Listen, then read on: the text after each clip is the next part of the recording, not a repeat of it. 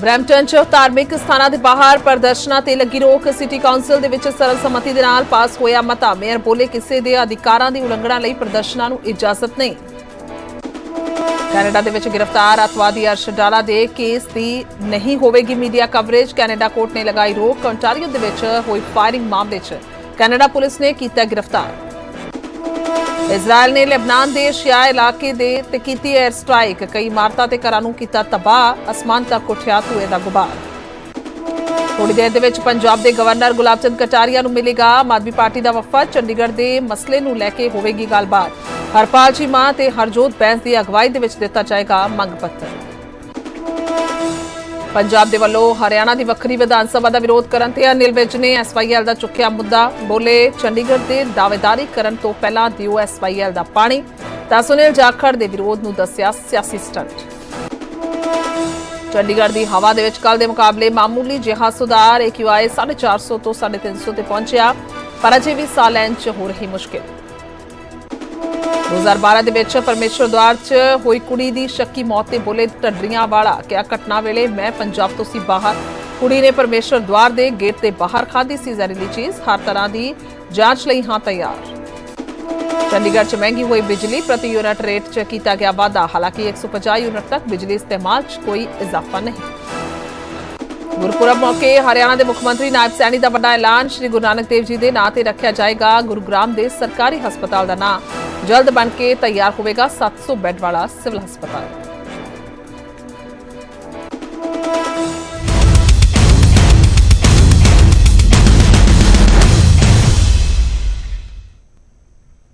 ਸਤਿ ਸ਼੍ਰੀ ਅਕਾਲ। ਇਸ ਸਮੇਂ ਦੇ ਬੁਲੇਟਿਨ 'ਚ ਸਵਾਗਤ ਹੈ। ਮੈਂ ਤੁਹਾਡੇ ਨਾਲ ਖੁਸ਼ਬੂ ਸੰਧੂ। ਸ਼ੁਰੂਆਤ ਕਰਦੇ ਹਾਂ ਬੁਲੇਟਿਨ ਦੀ ਕੈਨੇਡਾ ਤੋਂ। ਤਾਂ ਕੈਨੇਡਾ ਦੇ ਵਿੱਚ ਅੱਤਵਾਦੀ ਅਰਸ਼ ਡਾਲਾ ਦੇ ਕੇਸ ਦੀ ਮੀਡੀਆ ਕਵਰੇਜ ਨਹੀਂ ਹੋਏਗੀ।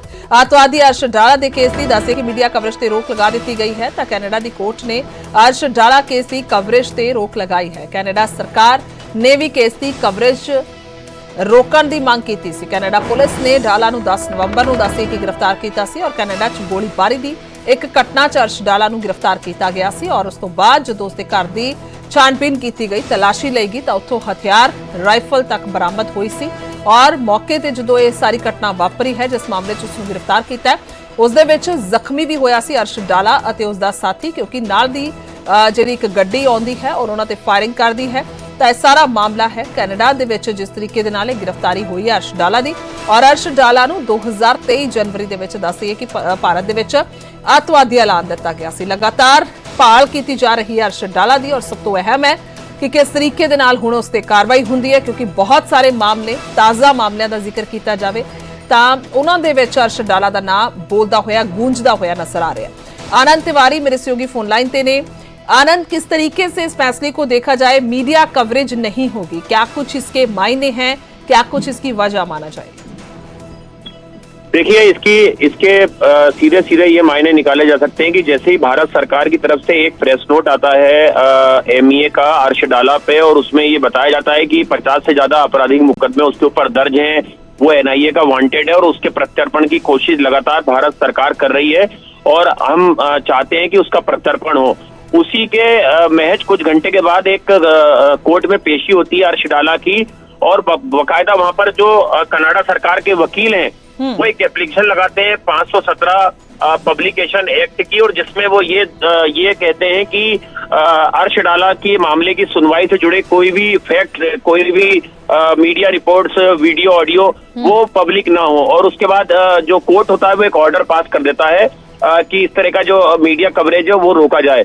अगले सोमवार को इस पूरे मामले की सुनवाई है तो जाहिर तौर पर अब ऐसे में सवाल ये खड़े होते हैं कि क्या कनाडा की सरकार, कनाडा की एजेंसियां या वहां की जुडिशरी क्या एक खालिस्तानी आतंकवादी को बचाने की कोशिश कर रही हैं और क्या उसको लेकर ही ये उसको बचाने के ये इस तरह के हथकंडे अपनाए जा रहे हैं।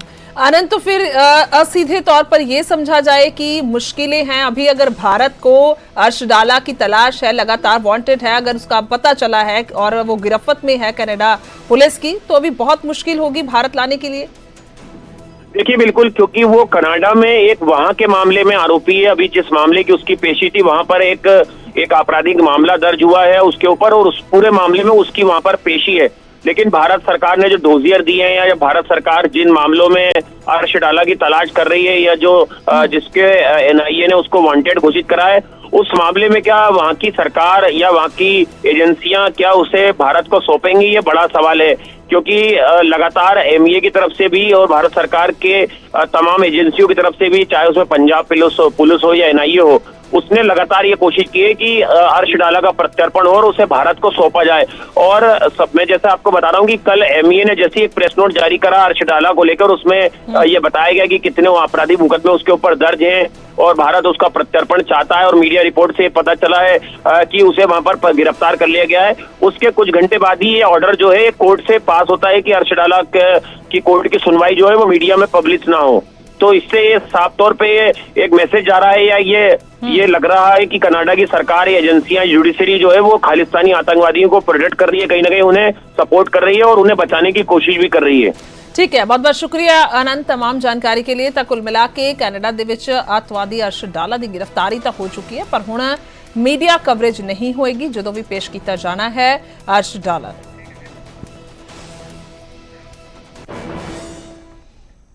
ਅੱਗੇ ਵਧਦੇ ਹਾਂ ਤਾਂ ਬਰੈਂਪਟਨ ਦੇ ਵਿੱਚ ਹੁਣ ਧਾਰਮਿਕ ਸਥਾਨਾਂ ਦੇ ਬਾਹਰ ਪ੍ਰਦਰਸ਼ਨ ਨਹੀਂ ਹੋਣਗੇ। ਬਰੈਂਪਟਨ ਸਿਟੀ ਕਾਉਂਸਲ ਦੇ ਵੱਲੋਂ ਬਾਈ ਲਾਅ यानी कि कानून पास कर दिता गया है। नवे नियम के तहत धार्मिक स्थानों के बाहर प्रदर्शनों पर पाबंदी ला दी गई है। मंदिर, गुरुद्वारे, चर्च और मस्जिद किसी भी तरह का धार्मिक स्थान होएगा तो उत्थे 100 मीटर के दायरे के किसी भी तरह के मुजाहरे नहीं हो सकणगे, उस पर रोक ला दी गई है। हिंदू सभा मंदिर के बाहर हुए हिंसक प्रदर्शन तो बाद एक कदम चुकया गया है। ब्रैम्पटन के मेयर पैट्रिक ब्राउन के वल्लों यह मता लिया गया सी जिसनूं सर्वसम्मति दे नाल पास कर लिया गया है।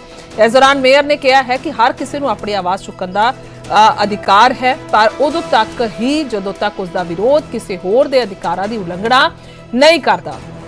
ਤਾਂ ਕੁੱਲ ਮਿਲਾ ਕੇ ਘਟਨਾਕ੍ਰਮ 3 ਨਵੰਬਰ ਨੂੰ ਵਾਪਰਦਾ ਹੈ ਔਰ ਉਸ ਤੋਂ ਬਾਅਦ ਕਾਫੀ ਸੈਂਸਿਟਿਵ ਹਾਲਾਤ ਬਣਦੇ ਹੋਏ ਨਜ਼ਰ ਆਏ, ਨਾ ਸਿਰਫ ਕੈਨੇਡਾ ਦੇ ਵਿੱਚ ਬਲਕਿ ਜਿਸ ਤਰੀਕੇ ਦੇ ਨਾਲ ਆਵਾਜ਼ ਭਾਰਤ ਦੇ ਵਿੱਚ ਵੀ ਉੱਠਦੀ ਹੋਈ ਨਜ਼ਰ ਆਈ ਸੀ, ਕਿਉਂਕਿ ਉੱਥੇ ਮੰਦਿਰ ਦੇ ਬਾਹਰ ਹਿੰਸਕ ਪ੍ਰਦਰਸ਼ਨ ਹੁੰਦਾ ਹੈ ਔਰ ਉਸ ਤੋਂ ਬਾਅਦ ਫਿਰ ਅਗਲੇ ਹੀ ਦਿਨ ਗੁਰਦੁਆਰਾ ਸਾਹਿਬ ਦੇ ਬਾਹਰ ਪ੍ਰਦਰਸ਼ਨ ਹੁੰਦਾ ਹੈ। ਉੱਥੇ ਤਣਾਅਪੂਰਨ ਮਾਹੌਲ ਬਣਦਾ ਹੈ, ਯਾਨੀ ਕਿ ਕਿਤੇ ਨਾ ਕਿਤੇ जो एक भाईचारक सांझ है वो टुटती हुई नजर आई सी और जिस तरीके दे नाल उत्थे वड्डे पद्धर ते प्रदर्शन होने शुरू हो गए सन। एक पासे वेख्या गया सी कि लॉरेंस बिश्नोई दे हिंदू संगठन नारे ला रहे सन, तो दूजे पासे जिहड़े नारे ने वो खालिस्तानी समर्थकां दे वल्लों खालिस्तान जिंदाबाद ते लगाए जा रहे सी। तो इस तरीके दे हालात पिछले समय च बने ने और उसे दे मद्देनज़र हुण मेयर पैट्रिक ब्राउन ने यह मता पेश किया और 100 मीटर के दायरे दे विच ब्रैम्पटन च किसी भी धार्मिक स्थान के बाहर प्रदर्शन नहीं हो सकेगा।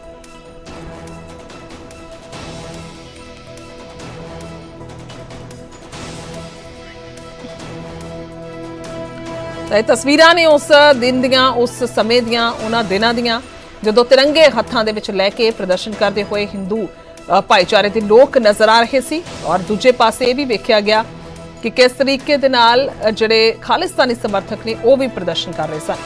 शैलेंद्र वांगू मेरे सहयोगी फोन लाइन ते ने। शैलेंद्र, ये मता पास हो चुका है, अब किसी भी धार्मिक स्थान के बाहर प्रदर्शन नहीं होगा ब्रैम्पटन में, क्या कुछ आपके पास जानकारी? देखिए, ये एक बड़ी खबर है जो कि फिलहाल ब्रैम्पटन से आ रही है, जहां पर ये कहा गया है कि जो हाल ही में एक अटैक हुआ था जहां पर हिंदू सभा के बाहर अटैक हुआ था और उसमें काफी तोड़फोड़ हुई थी, वायलेंट क्लैशेस हुए थे, जिसके बाद अब ब्रैम्पटन के जो मेयर है उनकी तरफ से एक रेजोल्यूशन लाया गया था कि वहां पर अब जितने भी रिलीजियस प्लेसेस है उनके 100 मीटर के दायरे के अंदर, 100 मीटर के रेडियस के अंदर जो प्लेस ऑफ वर्शिप है वहां पर इस तरह के प्रोटेस्ट को अलाउ नहीं किया जाएगा। न सिर्फ धार्मिक जगहों पर बल्कि स्कूल्स और चाइल्ड केयर सेंटर्स पर भी इस तरह के प्रोटेस्ट अब अलाउ नहीं होंगे। ये माना जा रहा है कि जिस तरह के अटैक हुआ था अब से कुछ हफ्ते पहले ब्रैम्पटन में हिंदू सभा के बाहर, जहां पर काउंसलर एक कैंप लगा हुआ था, लेकिन अभी भी सवाल खड़ा होता है कि क्योंकि ये सिर्फ ब्रैम्पटन की बात नहीं है, ऐसे और भी कैंप्स जो भी काउंसिल सर्विसेज प्रोवाइड की जाती है भारतीय दूतावास की तरफ से, भारतीय मिशन की तरफ से, उनकी सुरक्षा को लेकर भी अभी भी सवाल है। इससे पहले भी हमने देखा है, अब से करीब हफ्ता भर पहले भारत की तरफ से कहा गया कि जो काउंसिल कैंप लगाए जाने थे कनाडा में एक सिटी में, उसके लिए वहां की पुलिस ने सुरक्षा मुहैया कराने से इनकार कर दिया, जिसके चलते उनको काउंसिल कैंप को रद्द करना पड़ा, वो इवेंट को रद्द करना पड़ा। तो कहीं ना कहीं ये सिर्फ एक सिटी की बात नहीं है बल्कि पूरे कनाडा की बात है। पूरे कनाडा में ट्रूडो सरकार को आश्वासन देना होगा कि इस तरह के जो कैंप जब लगाए जाते हैं और भारतीय डिप्लोमेट की जो सिक्योरिटी है वो काफी महत्वपूर्ण है। तो ऐसे में ट्रूडो सरकार को कोई आश्वासन देना होगा कि इस तरह के इंसिडेंट्स को, इस तरह के हमलों को वो इस तरह की दोबारा इजाजत ना दें। ठीक है, बहुत बहुत शुक्रिया शैलेंद्र, तमाम जानकारी के लिए धन्यवाद। ਤਾਂ ਕੁੱਲ ਮਿਲਾ ਕੇ ਹੁਣ ਬਰੈਂਪਟਨ ਦੇ ਵਿੱਚ ਧਾਰਮਿਕ ਸਥਾਨਾਂ ਦੇ ਬਾਹਰ ਪ੍ਰਦਰਸ਼ਨ ਨਹੀਂ ਹੋਣਗੇ। ਅੱਗੇ ਵਧਦੇ ਹਾਂ, ਚੰਡੀਗੜ੍ਹ ਦੇ ਵਿੱਚ ਹਰਿਆਣਾ ਨੂੰ ਵਿਧਾਨ ਸਭਾ ਦੇ ਲਈ ਜ਼ਮੀਨ ਦੇਣ ਦਾ ਮਾਮਲਾ ਹੈ ਤਾਂ ਪੰਜਾਬ ਦੇ ਵਿਰੋਧ ਤੇ ਹਰਿਆਣਾ ਦਾ ਪਲਟਵਾਰ ਸਾਹਮਣੇ ਆਇਆ ਹੈ। ਹਰਿਆਣਾ ਦੇ ਕੈਬਨਿਟ ਮੰਤਰੀ ਅਨਿਲ ਵਿਜ ਦਾ ਬਿਆਨ ਆਇਆ ਹੈ। ਉਹਨਾਂ ਨੇ ਕਿਹਾ ਕਿ ਚੰਡੀਗੜ੍ਹ ਤੇ ਦਾਅਵੇਦਾਰੀ ਬਾਅਦ ਦੇ ਵਿੱਚ ਕਰਨਾ, ਪਹਿਲਾਂ ਹਰਿਆਣਾ ਨੂੰ SYL ਦਾ ਪਾਣੀ ਦਿਓ। उन्होंने कहा कि जेकर समझौता लागू ही नहीं तो फिर नहीं कर रहे, फिर दावेदारी क्यों कर रहे हो। तो पंजाब बीजेपी प्रधान ਵੱਲੋਂ भी विरोध ਕਰਨ ਤੇ ਅਨਿਲ ਵਿਜ ਦਾ ਬਿਆਨ ਆਇਆ। ਸੁਨੀਲ ਜਾਖੜ ਸੂਬੇ ਦੀ ਸਿਆਸਤ ਦੇ ਹਿਸਾਬ ਦੇ ਨਾਲ ਬੋਲ ਰਹੇ ਨੇ, ਯਾਨੀ ਕਿ ਆਪਣੇ ਪਾਰਟੀ ਦੇ ਸਾਥੀ ਤੇ ਵੀ ਜਿਹੜਾ ਪਲਟਵਾਰ ਹੈ ਇੱਕ ਕਿਸਮ ਦੇ ਨਾਲ ਕੀਤਾ ਗਿਆ ਹੈ ਅਨਿਲ ਵਿਜ ਦੇ ਵੱਲੋਂ। ਉਹਨਾਂ ਨੇ ਕਿਹਾ ਕਿ ਸੁਨੀਲ ਜਾਖੜ ਸੂਬੇ ਦੀ ਸਿਆਸਤ ਦੇ ਹਿਸਾਬ ਦੇ ਨਾਲ ਬੋਲ ਰਹੇ ਨੇ। ਤਾਂ ਪਿਛਲੇ ਦਿਨਾਂ ਦੇ ਵਿੱਚ ਦੱਸੀਏ ਕਿ ਸੁਨੀਲ ਜਾਖੜ ਹੋਰਾਂ ਦੇ ਵੱਲੋਂ ਇਹ ਵਿਰੋਧ ਕੀਤਾ ਗਿਆ ਕਿਸਮ ਦਾ। ਉਹਨਾਂ ਨੇ ਸਾਫ਼ ਤੌਰ ਤੇ ਕਿਹਾ ਕਿ ਪੰਜਾਬ ਦੇ ਹੱਕਾਂ ਦੇ ਲਈ ਲੜਾਂਗੇ, ਬੇਸ਼ੱਕ ਬੀਜੇਪੀ ਦੇ ਵਿੱਚ ਔਰ ਅਸੀਂ ਗੱਲਬਾਤ ਕਰਾਂਗੇ ਕੇਂਦਰ ਦੇ ਨਾਲ। ਤਾਂ ਅਜਿਹੇ ਦੇ ਵਿੱਚ ਹੁਣ ਇਹ ਬਿਆਨ ਸਾਹਮਣੇ ਆਇਆ ਹੈ ਅਨਿਲ ਵਿਜ ਦਾ। देखिए, ऐसा है कि ये जो विधानसभा है, जिस वक्त पंजाब हरियाणा अलग हुए तो उस वक्त हरियाणा को इसमें ही एकोमोडेट किया गया और अभी हमारे 90 सदस्य हैं और अगला डिलिमिटेशन होता है तो ऐसा अंदाज़ा लगाया जा रहा है कि 120 सदस्य हो जाएंगे। तो 20 सदस्यों के तो बैठने की यहाँ जगह ही नहीं है। तो जगह तो हमें चाहिए और चाहिए इसीलिए काफ़ी देर पहले से इसकी हमने तैयारी कर दी थी।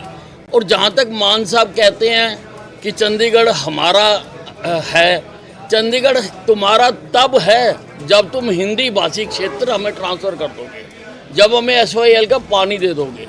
जब तक नहीं देते हो तब तक हमारा लिया ना इसके ऊपर, हम इस पे बैठे हुए हैं, तभी तक बैठे हुए हैं हम। जब आप जो एग्रीमेंट हुआ था उसको लागू ही नहीं करते तो चंडीगढ़ किस प्रकार से तुम्हारा। पर बीजेपी में भी क्या फूट है, क्योंकि सुनील जाखड़ खुद बोल रहे हैं, अपील कर रहे हैं प्रधानमंत्री से कि भाई नहीं मिलना चाहिए इनको। नहीं, हो सकता है वो प्रदेश की राजनीति के हिसाब से बोल रहे हों, पर मैं देश की राजनीति के हिसाब से बोल रहा हूँ। पंजाब कुछ भी बोलता रहे, सब जानते हैं कि ये साझा काम है यहाँ पर। और जो है इसको जो है पूरी तरह से हरी झंडी मिल गई है। 12 एकड़ ज़मीन जो है हरियाणा दे रहा है चंडीगढ़ को। तो यहाँ पे नई विधानसभा ये जो है अब सबको अकोमोडेट हो भी नहीं सकते, तो नई विधानसभा बनेगी, इससे अच्छी और क्या बात हो सकती है। और ये जो है पिछले 5 साल के अंदर जो है इसको फॉलो अप करा हमारे स्पीकर साहब ने। अब आगे जो होगा एक अच्छी नई विधानसभा बन के तैयार होगी तो ये तो बहुत अच्छी बात है। सत्य ये है कि आज जो है हम सब देखते हैं कि जो 60-40 का जो रेशो हमारा है वो भी हमारे को पूरा नहीं मिलता। तो हमारे को अगर अलग से विधानसभा जब आने वाले समय में परिसमन होगा, सीटें और भी बढ़ेंगी, तो इस वाले विधानसभा में तो वो अकोमोडेट हो ही नहीं सकती। ਹੁਣ ਤੁਹਾਨੂੰ ਪੰਜਾਬ ਭਾਜਪਾ ਪ੍ਰਧਾਨ ਸੁਨੀਲ ਜਾਖੜ ਦਾ ਬਿਆਨ ਵੀ ਸੁਣਾ ਦਿੰਦੇ ਹਾਂ, ਜਿਸ ਦੇ ਵਿੱਚ ਉਹਨਾਂ ਦੇ ਵੱਲੋਂ ਵੱਖਰੀ ਵਿਧਾਨ ਸਭਾ ਦੇ ਮੁੱਦੇ ਤੇ ਪ੍ਰਧਾਨ ਮੰਤਰੀ ਤੋਂ ਦਖਲ ਦੀ ਮੰਗ ਕੀਤੀ ਗਈ। ਉਹ ਮੈਂ ਸਮਝਦਾ ਪੰਜਾਬ ਦੇ ਲੋਕਾਂ ਦੇ ਦਿਲ 'ਚ ਬਹੁਤ ਵੱਡੀ ਸੱਟ ਵੱਜੀ ਹੈ, ਕਿਉਂਕਿ ਚੰਡੀਗੜ੍ਹ ਕੋਈ ਇੱਕ ਸਿਰਫ ਕੋਈ ਭੌਂ ਜਾਂ ਕੋਈ ਜ਼ਮੀਨ ਦਾ ਖਿੱਤਾ ਹੈ ਨਹੀਂ ਸਰ। ਆਹ ਪੰਜਾਬ ਦਾ ਦਿਲ ਹੈ। ਅਗਰ ਕਹਿੰਦੇ ਨਾ ਦਿੱਲੀ ਹੈ ਦਿਲ ਹਿੰਦੁਸਤਾਨ ਦਾ, ਤਾਂ ਪੰਜਾਬ ਦਾ ਦਿਲ ਚੰਡੀਗੜ੍ਹ ਹੈ ਸਰ। ਉਹਦੇ ਵਿੱਚੋਂ ਕੋਈ ਟੁਕੜਾ ਕੱਢ ਕੇ ਲੈ ਜੇ, ਆਹ ਗੱਲ ਜਚਦੀ ਨਹੀਂ। ਇਸ ਕਰਕੇ ਮੇਰਾ ਮੰਨਣਾ, ਮੈਂ ਅੱਜ ਟਵੀਟ ਕਰਕੇ ਪ੍ਰਧਾਨ ਮੰਤਰੀ ਮੋਦੀ ਜੀ ਨੂੰ ਜਾ ਕੇ ਮਿਲ ਕੇ ਅਪੀਲ ਵੀ ਕਰਾਂਗੇ ਵੀ ਇਸ ਮਸਲੇ ਨੂੰ ਰੱਦ ਕਰਾਉਣ। ਆਹ ਭਗਵੰਤ ਮਾਨ ਜੀ ਨੇ ਆਹ ਜਿਹੜੀ ਚੰਡੀਗੜ੍ਹ ਦੇਣ ਦੀ ਨੀਂਹ ਜਿਹੜੀ ਰੱਖਤੀ ਸੀ, ਆਹ ਨੀਂਹ ਰੱਖਤੀ ਸੀ ਉਹਨਾਂ ਨੇ 2022 ਦੇ ਅੰਦਰ ਹੀ। ਆਹ 7 ਤਰੀਕ ਸਤੰਬਰ ਦਾ ਉਹਨਾਂ ਦਾ ਜੁਲਾਈ ਦਾ ਆਹ ਟਵੀਟ ਹੈ, ਜਿੱਥੇ ਚੰਡੀਗੜ੍ਹ ਦੇ ਅੰਦਰ ਨਾਰਥਰਨ ਜ਼ੋਨਲ ਚੀਫ ਮਿਨਿਸਟਰ ਦੀ ਮੀਟਿੰਗ ਸੀ ਤੇ ਖੱਟੜ ਸਾਹਿਬ ਨੇ ਵੀ ਚੰਡੀਗੜ੍ਹ 'ਚ ਸਾਨੂੰ ਵਿਧਾਨ ਸਭਾ ਦੀ ਜਗ੍ਹਾ ਬਣਾਉਣ ਨੂੰ ਦਿੱਤੀ ਜਾਵੇ। ਉਹਦੇ ਤੇ ਮੋਹਰ ਲਾਤੀ ਭਗਵੰਤ ਮਾਨ ਜੀ ਨੇ। ਕਹਿੰਦੇ ਅਮਿਤ ਸ਼ਾਹ ਜੀ ਸਾਨੂੰ ਵੀ 10 ਏਕੜ ਦੇ ਦਿਓ, ਇਹਨਾਂ ਨੂੰ ਵੀ ਦੇ ਦਿਓ। ਇਹਨਾਂ ਦੇ ਇਸ ਮੋਹਰ ਲੱਗਣ ਨਾਲ ਭਗਵੰਤ ਮਾਨ ਜੀ ਨੇ ਬਹੁਤ ਵੱਡਾ ਕਾਂਡ ਕੀਤਾ ਪੰਜਾਬ ਦਾ। ਉਹਨਾਂ ਨੇ ਇੱਕ ਚੋਰ ਦਰਵਾਜ਼ਾ ਖੋਲ੍ਹਤਾ। 10 ਏਕੜ ਤਾਂ ਉਹਨਾਂ ਨੇ ਕਹਿਤਾ ਵੀ ਵਿਧਾਨ ਸਭਾ ਵਾਸਤੇ ਇਹਨਾਂ ਨੂੰ ਦੇ ਦਿਓ ਤੇ ਸਾਨੂੰ ਵੀ ਦੇ ਦਿਓ। ਤੇ ਅਗਲਾ ਇੱਕ ਹੋਰ ਪੜੋ ਇਹਦੇ ਨਾਲ ਕੀ ਕਹਿੰਦੇ ਵੀ ਹਰਿਆਣਾ ਹਾਈ ਕੋਰਟ ਦੀ ਵੱਖ-ਵੱਖ ਕੀਤਾ ਜਾਵੇ, ਜਿਹਦੇ ਲਈ ਕਿਰਪਾ ਕਰਕੇ ਕੇਂਦਰ ਸਰਕਾਰ ਚੰਡੀਗੜ੍ਹ ਜ਼ਮੀਨ ਮੁਹੱਈਆ ਕਰਾਵੇ। ਅਜੇ ਤਾਂ 10 ਏਕੜ ਹੋਰ ਨੂੰ ਹੱਥ ਪਾਉਣ ਨੂੰ ਖੜੇ ਸਾਹਿਬ। ਦੋਸ਼ ਲਾਣਾ ਬੜਾ ਸੌਖਾ ਹੈ। ਉਹਨਾਂ ਨੇ ਕਰਤਾ, ਉਹਨਾਂ ਨੇ ਕੀ ਕਰਤਾ? ਤੁਹਾਡਾ ਮੁੱਖ ਮੰਤਰੀ ਕਹਿ ਰਿਹਾ। ਇੱਕ ਹੈਰਾਨ ਕਰਨ ਵਾਲਾ ਖੁਲਾਸਾ ਹੋਇਆ ਹੈ। ਲੁਧਿਆਣਾ 'ਚ ਸਕੀ ਚਾਚੀ ਹੀ ਕਿਡਨੈਪਰ ਨਿਕਲੀ ਹੈ। 2 ਸਾਲ ਦੀ ਭਤੀਜੀ ਨੂੰ ਅਗਵਾ ਕਰਵਾਇਆ ਗਿਆ ਸੀ। ਪੁਲਿਸ ਨੇ ਕੁਝ ਹੀ ਘੰਟਿਆਂ ਦੇ ਵਿੱਚ ਬੱਚੀ ਨੂੰ ਲੱਭ ਲਿਆ ਹੈ। ਬੱਚੀ ਨੂੰ ਸੁਰੱਖਿਅਤ ਲੱਭ ਕੇ ਪਰਿਵਾਰ ਨੂੰ ਸੌਂਪ ਦਿੱਤਾ ਗਿਆ ਹੈ ਤਾਂ ਬੱਚੀ ਦੀ ਕਿਡਨੈਪਿੰਗ ਦੀ ਸੀਸੀਟੀਵੀ ਸਾਹਮਣੇ ਆਈ ਸੀ। ਬੱਚੀ ਨੂੰ ਸਕੂਟੀ ਤੇ ਬਿਠਾ ਕੇ ਇੱਕ ਮਹਿਲਾ ਲਿਜਾਂਦੀ ਹੋਈ ਨਜ਼ਰ ਆਈ ਸੀ ਤਾਂ ਪਰਿਵਾਰ ਨੇ ਬੱਚੀ ਦੇ ਗੁੰਮ ਹੋ ਜਾਣ ਦੀ ਸ਼ਿਕਾਇਤ ਦਿੱਤੀ। ਪਰਿਵਾਰ ਨੇ ਮੁਲਜ਼ਮ ਚਾਚੀ ਦੇ ਖਿਲਾਫ ਸਖਤ ਕਾਰਵਾਈ ਦੀ ਮੰਗ ਕੀਤੀ ਹੈ। ਸਕੂਟੀ ਤੇ ਹੀ ਬਿਠਾ ਕੇ ਬੱਚੀ ਨੂੰ ਲਿਜਾਇਆ ਜਾ ਰਿਹਾ ਹੈ ਤਾਂ ਚਾਚੀ ਹੀ ਜਿਹੜੀ ਹੈ ਉਹ ਇਸ ਬੱਚੀ ਦੀ ਕਿਡਨੈਪਰ ਨਿਕਲੀ ਹੈ।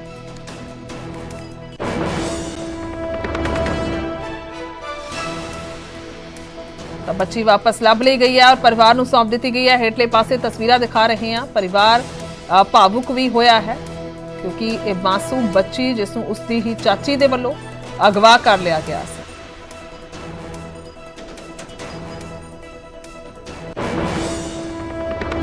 ਦੇ ਵਿੱਚ ਉੱਥੋਂ ਗਾਇਬ ਹੋਇਆ। ਮੈਂ ਕੈਮਰੇ ਦੀ ਸਾਰੀ ਸੀਸੀਟੀਵੀ ਵੀ ਦਿੱਤੀ ਇਹਨਾਂ ਨੂੰ, ਬਟ ਇਹਨਾਂ ਨੇ ਬਹੁਤ ਮੇਰਾ ਸਾਥ ਦਿੱਤਾ। ਮਹੱਲੇ ਵਾਲਿਆਂ ਨੇ ਔਰ ਮੇਰਾ ਐਸਐਚਓ ਸਾਹਿਬ ਨੇ ਮੇਰਾ ਬਹੁਤ ਸਾਥ ਦਿੱਤਾ। ਕੁਝ ਹੀ ਘੰਟੇ 'ਚ ਮੇਰਾ ਬੱਚਾ ਲਭਾਤਾ ਉਹਨਾਂ ਨੇ। ਮੈਂ ਉਹਨਾਂ ਦਾ ਬਹੁਤ ਧੰਨਵਾਦ ਕਰਦਾ।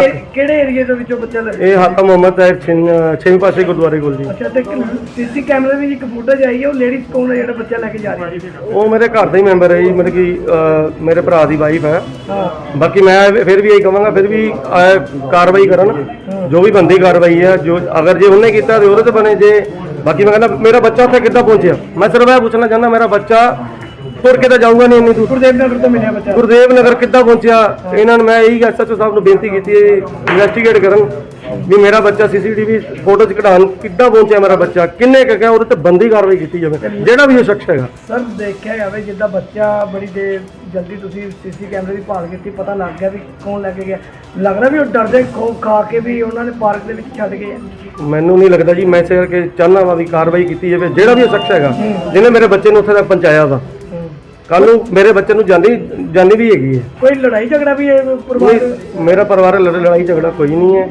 ਬਾਕੀ ਤੁਹਾਨੂੰ ਪਤਾ ਆਪਸੀ ਅਸੀਂ ਘਰ 'ਚ ਭਰਾ ਅਸੀਂ ਬੜੇ ਖੁਸ਼ ਰਹਿੰਦੇ ਹਾਂ। ਸਾਡਾ ਕੋਈ ਆਪਸੀ ਉਹ ਨਹੀਂ ਹੈਗਾ। ਬਟ ਮੈਨੂੰ ਆਪ ਨਹੀਂ ਸਮਝ ਲੱਗ ਰਹੀ ਵੀ ਇਹ ਚੀਜ਼ ਕਿੱਦਾਂ ਹੋ ਗਈ। ਬਾਕੀ ਮੈਂ ਉਹੀ ਕਹਿ ਰਿਹਾ ਵੀ ਇਹ ਪ੍ਰੋਪਰ ਕਲੀਅਰ ਕਰਨ ਵੀ ਬਾਕੀ ਜਿਹਨੇ ਵੀ ਕੀਤਾ ਉਹਦੇ ਤੇ ਬੰਦੀ ਕਾਰਵਾਈ ਪੂਰੀ ਕਰਨ। ਤੇ ਹੁਣ ਕਿਹੜੇ ਥਾਣੇ ਦਾ ਬੱਚਾ ਮਿਲਿਆ ਤੁਹਾਨੂੰ? ਇਹ ਮੈਨੂੰ 5 ਨੰਬਰ ਥਾਣੇ 'ਚ। ਠੀਕ ਹੈ, ਕੀ ਕਹਿਣਾ ਚਾਹੋਗੇ ਜਿਹੜਾ ਪੁਲਿਸ ਨੇ ਬੜੀ ਤੇਜ਼ੀ ਨਾਲ ਕੰਮ ਕੀਤਾ? ਹਾਂਜੀ, ਮੈਂ ਐਸਐਚਓ ਦਾ ਬਹੁਤ ਧੰਨਵਾਦ ਕਰਦਾ ਜਿਨ੍ਹਾਂ ਨੇ ਮੇਰੇ ਬੱਚੇ ਨੂੰ ਲਭਾਉਣ 'ਚ ਮੇਰੀ ਸਹਾਇਤਾ ਕੀਤੀ। ਇੱਕ ਬਾਪ ਨੂੰ ਬੱਚਾ ਦੇ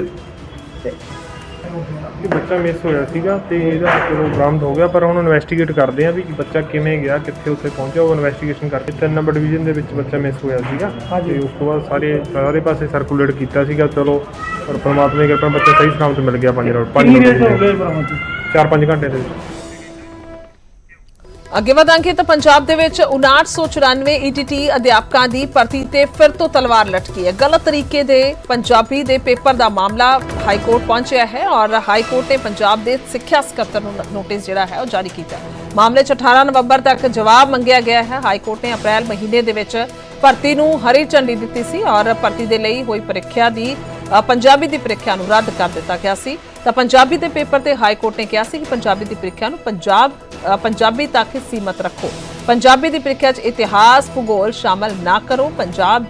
ਪੰਜਾਬੀ ਦੀ ਪ੍ਰੀਖਿਆ ਨੂੰ ਦੁਬਾਰਾ 28 ਜੁਲਾਈ ਨੂੰ ਹੋਈ ਸੀ, ਪਰ ਇਸ ਦੌਰਾਨ ਵੀ ਕਈ ਪ੍ਰਸ਼ਨ ਪੰਜਾਬੀ ਵਿਸ਼ੇ ਤੋਂ ਵੱਖਰੇ ਸਨ, ਜਿਸ ਨੂੰ ਲੈ ਕੇ ਕਈ ਪਟੀਸ਼ਨਾਂ ਦਾਖਲ ਹੋਈਆਂ, ਜਿਸ ਤੇ ਹਾਈ ਕੋਰਟ ਨੇ ਪੰਜਾਬ ਦੇ ਸਿੱਖਿਆ ਸਕੱਤਰ ਨੂੰ ਨੋਟਿਸ ਜਾਰੀ ਕਰਕੇ 18 ਨਵੰਬਰ ਤੱਕ ਹੁਣ ਜਵਾਬ ਤਲਬ ਕੀਤਾ ਹੈ। ਤਾਂ ਸਾਰਾ ਮਾਮਲਾ ETT ਅਧਿਆਪਕਾਂ ਦੀ ਭਰਤੀ ਦੇ ਨਾਲ ਜੁੜਿਆ ਹੋਇਆ ਹੈ ਔਰ ਪੰਜਾਬੀ ਦੀ ਪ੍ਰੀਖਿਆ ਲੈਣ ਨੂੰ ਕਿਹਾ ਗਿਆ ਸੀ, ਪਰ ਉਸ ਤੋਂ ਉੱਪਰ ਉੱਠ ਕੇ ਕੁਝ ਸਵਾਲ ਹੋਰ ਪਾਏ ਗਏ ਨੇ। ਉਮੇਸ਼ ਸ਼ਰਮਾ ਨੇ ਮੇਰੇ ਸਹਿਯੋਗੀ ਫੋਨ ਲਾਈਨ ਤੇ। ਉਮੇਸ਼, ਥੋੜਾ ਸਾਫ਼ ਕਰੋ ਸਾਰਾ ਮਾਮਲਾ ਕੀ ਹੈ? तो मामला यह है कि 5994 ETT ਜਿਹੜੇ ਟੀਚਰ ਸੀਗੇ ਉਹਨਾਂ ਦੀ ਪਹਿਲਾਂ ਵੀ ਭਰਤੀ ਹੋਈ ਸੀਗੀ। ਹਾਈ ਕੋਰਟ ਨੇ ਹੀ ਝੰਡੀ ਦਿੱਤੀ ਸੀਗੀ ਕਿਉਂਕਿ ਉਸ ਟਾਈਮ ਵੀ ਪੰਜਾਬੀ ਦਾ ਜਿਹੜਾ ਪੇਪਰ ਸੀਗਾ ਉਸ ਨੂੰ ਲੈ ਕੇ ਇੱਕ ਇਸ਼ੂ ਆਇਆ ਸੀਗਾ ਔਰ ਉਸ ਟਾਈਮ ਵੀ ਇਹ ਕਿਹਾ ਗਿਆ ਸੀਗਾ ਕਿ ਪੰਜਾਬੀ ਤਾਂ ਠੀਕ ਹੈ ਲੇਕਿਨ ਬਾਕੀ ਸਬਜੈਕਟਾਂ ਵਿੱਚ ਵੀ ਪੰਜਾਬੀ ਵਿੱਚ ਤੁਸੀਂ ਕੁਐਸਚਨ ਜਿਹੜੇ ਉਹ ਨਾ ਪਾਏ ਜਾਣ। ਲੇਕਿਨ ਹੁਣ ਦੁਬਾਰਾ ਤੋਂ ਜਦੋਂ 28 ਜੁਲਾਈ ਨੂੰ ਫਿਰ ਤੋਂ ਜਿਹੜੀ ਐਗਜ਼ਾਮ ਹੋਇਆ ਜਿਹੜਾ ਉਹਦੇ ਵਿੱਚ ਫਿਰ ਕਈ ਸਵਾਲ ਪੰਜਾਬੀ ਭਾਸ਼ਾ ਤੋਂ ਅਲੱਗ ਪੁੱਛੇ ਗਏ। ਫਿਰ ਇਸ ਦੇ ਖਿਲਾਫ ਪਟੀਸ਼ਨਰ ਜਿਹੜੇ ਨੇ ਪੰਜਾਬ ਹਰਿਆਣਾ ਹਾਈ ਕੋਰਟ ਪਹੁੰਚੇ ਨੇ, ਕੰਟੈਂਪਟ ਨੋਟਿਸ ਪਾਇਆ ਕਿਉਂਕਿ ਕੰਟੈਂਪਟ ਨੋਟਿਸ ਗੁਰਜੋਤ ਉਹ ਹੁੰਦਾ ਹੈ ਕਿ ਪਹਿਲਾਂ ਜਿਸ ਪਟੀਸ਼ਨ ਵਿੱਚ ਆਰਡਰ ਹੋਏ ਹੁੰਦੇ ਨੇ ਜੋ ਦੀ ਪਾਲਣਾ ਨਾ ਹੋਏ ਤਾਂ ਉਹਨੂੰ ਅਵਮਾਨਨਾ ਨੂੰ ਕੰਟੈਂਪਟ ਕਹਿੰਦੇ ਨੇ ਔਰ ਕੰਟੈਂਪਟ ਦੇ ਪਟੀਸ਼ਨ ਪਾਈਆਂ ਨੇ। ਫਿਰ ਹੁਣ ਪੰਜਾਬ ਹਰਿਆਣਾ ਹਾਈ ਕੋਰਟ ਨੇ ਅਧਿਕਾਰੀ ਸੱਦੇ ਨੇ ਔਰ ਜਵਾਬ ਮੰਗਿਆ। 18 ਨਵੰਬਰ ਅਗਲੀ ਸੁਣਵਾਈ ਹੋਣੀ ਹੈ ਕਿ ਜਦੋਂ ਤੁਹਾਨੂੰ ਪਹਿਲਾਂ ਕਹਿਤਾ ਸੀਗਾ ਤੁਸੀਂ ਕਿਸ ਹਿਸਾਬ ਨਾਲ ਇਹ ਦੁਬਾਰਾ ਪੁੱਛਿਆ। ਔਰ ਇਸੇ ਕਰਕੇ ਸੈਕਟਰੀ ਜਿਹੜੇ ਹੈਗੇ ਨੇ ਉਹਨਾਂ ਨੂੰ ਇਹ ਨੋਟਿਸ ਹੋਇਆ, ਆਪਣਾ ਡਿਪਾਰਟਮੈਂਟ ਨੂੰ ਨੋਟਿਸ ਹੋਇਆ 18 ਨਵੰਬਰ ਨੂੰ ਜਵਾਬ ਦੇਣਾ ਹੋਏਗਾ। ਇਸ ਕਰਕੇ ਕਿਉਂਕਿ ਭਰਤੀ ਪਹਿਲਾਂ ਜੇ ਇਸ ਕਰਕੇ ਮੈਂ ਜ਼ਿਕਰ ਕੀਤਾ ਕਿ ਪਹਿਲਾਂ ਵੀ ਹਾਈ ਕੋਰਟ ਨੇ ਹਰੀ ਝੰਡੀ ਦਿੱਤੀ ਸੀ ਇਸ ਇਸ਼ੂ ਨੂੰ ਲੈ ਕੇ, ਦੁਬਾਰਾ ਫਿਰ ਤੋਂ ਜਦੋਂ ਹੁਣ ਦੁਬਾਰਾ ਹੋਇਆ ਫਿਰ ਇਹੀ ਜਿਹੜੀ ਇੱਕ ਕਹਿ ਲਓ ਕਿ ਟੈਕਨੀਕਲ ਇਸ਼ੂ ਕਹਿ ਲਓ, ਗਲਤੀ ਕਹਿ ਲਓ, ਦੁਬਾਰਾ ਫਿਰ ਉਹੀ ਗਲਤੀ ਦੁਹਰਾਈ ਗਈ ਹੈ ਜਿਹਨੂੰ ਲੈ ਕੇ ਹਾਈ ਕੋਰਟ ਵਿੱਚ ਮਾਮਲਾ ਪਹੁੰਚਿਆ। ਠੀਕ ਹੈ, ਬਹੁਤ ਬਹੁਤ ਸ਼ੁਕਰੀਆ तमाम ਜਾਣਕਾਰੀ ਲਈ, ਧੰਨਵਾਦ ਹੈ। ਤਾਂ ਮਾਮਲੇ 'ਚ ਹੁਣ 18 ਨਵੰਬਰ ਤੱਕ ਜਵਾਬ ਮੰਗਿਆ ਗਿਆ ਹੈ।